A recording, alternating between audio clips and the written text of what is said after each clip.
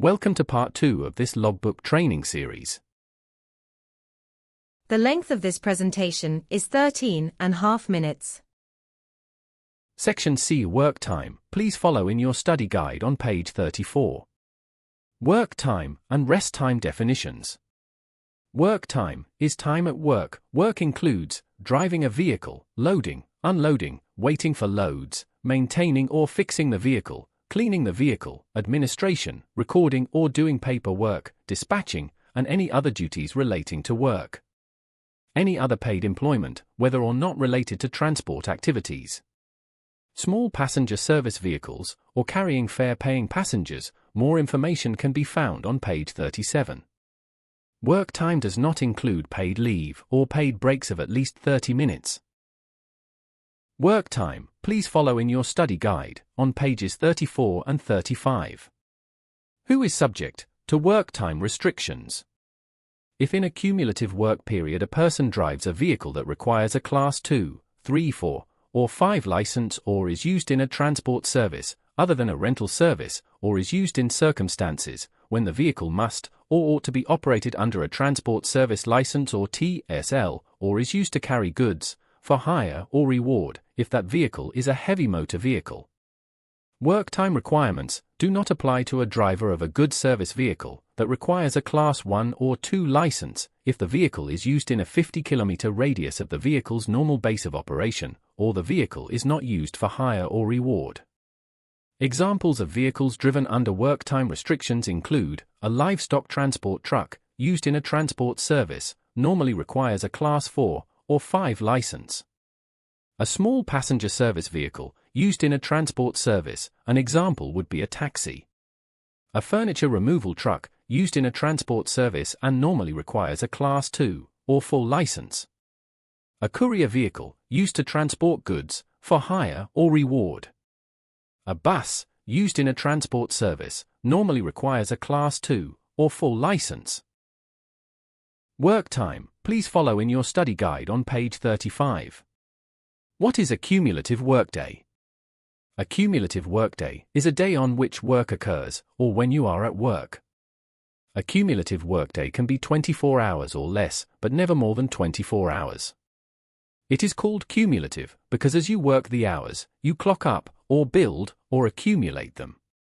Once a continuous period of rest time of at least 10 hours has been completed, a new cumulative day starts. You are not allowed to work for more than 13 hours in any cumulative workday. Please find an overview of a cumulative workday. Work time. Please follow in your study guide on page 36. What is rest time? Rest time is a period of time that must not include any work activity. Must be at least half an hour or 30 minutes. Be continuous and not interrupted by any work activities. Not be taken in a moving vehicle associated with work. This doesn't include private vehicles going to and from work. In any cumulative work day, you must take a period of rest time, a rest break after 5.5 hours of continuous hours of work, no matter what kind of work takes place during the 5.5 hours. Work time. Please follow in your study guide on page 37. Work time rules for small passenger cars. Work time for a small passenger service driver includes time spent parked on an area designated for small passenger service vehicles, cruising for hire, doing administrative work or paperwork, carrying fare-paying passengers, cleaning and checking the vehicle. Different rest rules apply to small passenger service drivers who only do short fares around a city or town. If a small passenger service driver does short fares around a city or town, a period of rest must be taken after 7 continuous hours of work. A short fare means a single hire where the distance driven between where the passenger is picked up and set down is less than 100 kilometers. Work time. Please follow in your study guide on page 37. Mixed driving, a small passenger service vehicle and another vehicle. If you drive a small passenger service vehicle and another type of vehicle, which is subject to work time, during the same cumulative workday, you must take a period of rest time after 5.5 hours of continuous work. An example would be driving a truck and a small passenger vehicle on the same day. Work time. Please follow in your study guide on page 39. On page 38 in your workbook, you will find a 24-hour cumulative work day example. What is a cumulative work period? A cumulative work period is a series of more than one day at work. An example would be working from a Monday to Friday, or a Sunday to Thursday. A cumulative work period begins and ends with a 24-hour continuous break. A work period cannot exceed 70 work hours. Once a continuous 24-hour rest period has been completed, a new cumulative period starts. You can't exceed or go over 70 hours of work time in any cumulative work period before a 24-hour rest period is taken. Please find an example of a cumulative work period.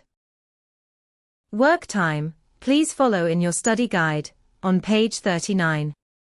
Variations to work time limits with no written permission needed. Situations that allow you to vary or change work time restrictions without written approval from the NZ Transport Agency. Taking a scheduled ferry trip of more than 1 hour. An example would be crossing the Cook Strait from the North to the South Islands.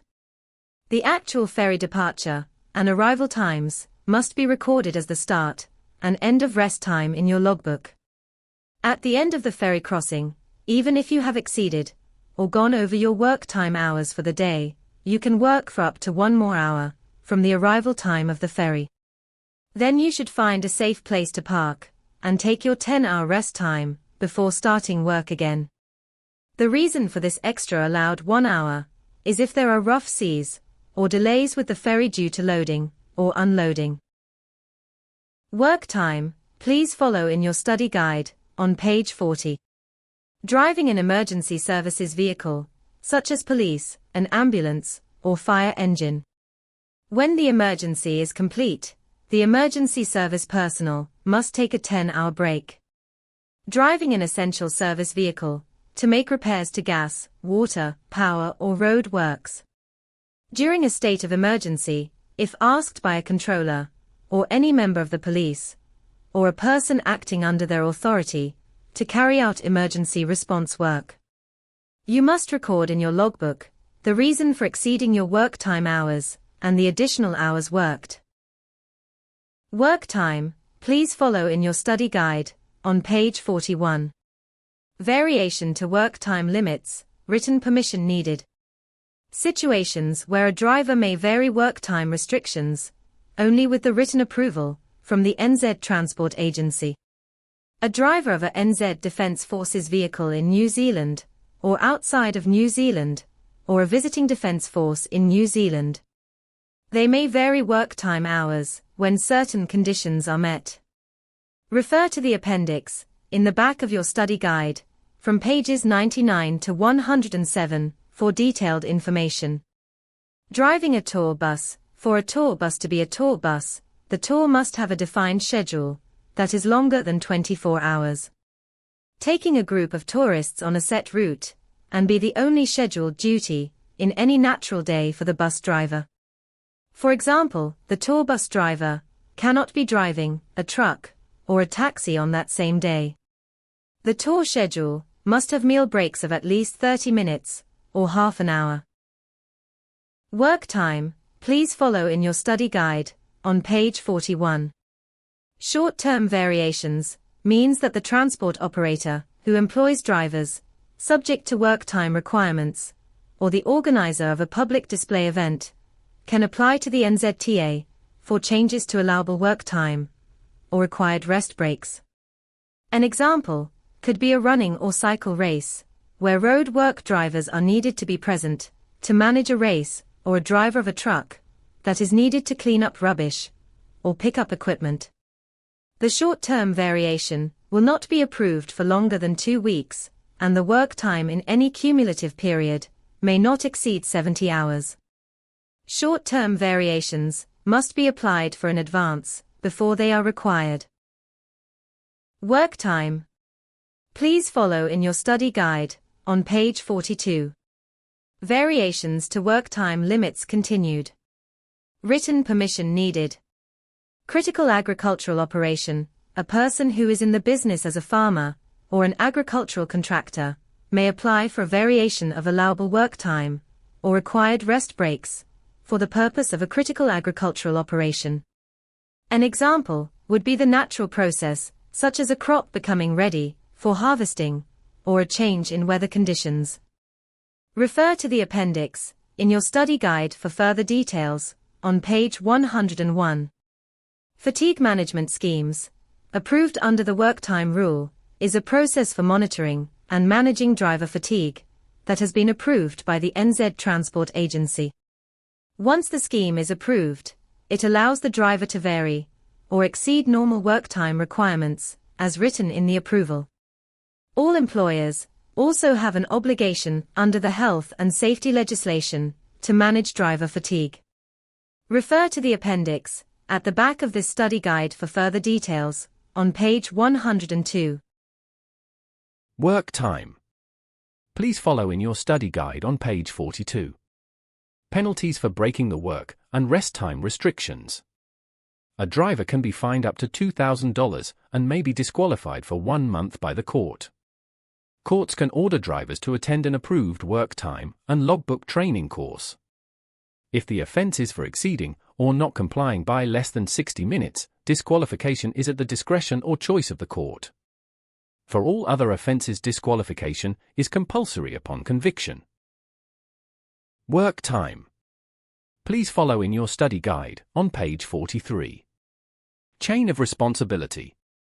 The chain of responsibility means anyone who controls and asks drivers to illegally break the work time and logbook rule could face a possible fine of up to $25,000. Under the chain of responsibility, responsibility is shared and not transferred or passed on. People in the chain are responsible for obeying the work time and logbook rule includes employers, dispatchers, operators, loaders, receivers, schedulers, packers, and consigners. Refer to the appendix in the back of this study guide on page 102 for further details. Please complete the self-check questions in your study guide from pages 47 to 51. If you get stuck, you can find the answers on pages 53 and 54. It would be better to try answering the questions first, before looking at the answers. This approach will help you memorize the information for possible questions in your final summative assessment, which is closed book. This is the end of part 2. Please complete the online questions before moving on to part 3. Please feel free to contact the Iveco Driver Academy for any questions or advice. See you soon.